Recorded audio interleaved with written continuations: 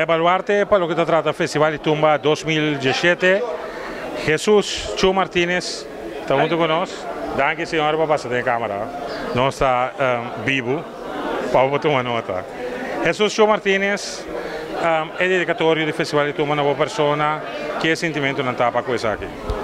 Un sentimento me explica diferente difícil para poder expresar, pero está una cosa más grande. Está el festival más grande de Corsó y de Antillas. Algo que usted me atiende en mi corazón y desde mi hobby bongo el abordo dedicar a mi año aquí. Un parte de mí. Ora que vos toma nota que después de dedicar el festival Nabo, è reazione di vos collega músico.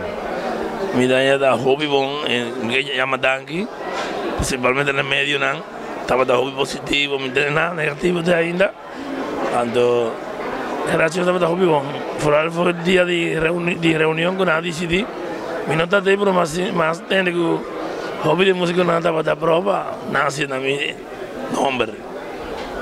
Familia Martínez de back del Festival de Tumba, ma toma nota con sexto sentido te para presentar un tumba junto con Eduardo Martínez, que es uno de vos sobrinos.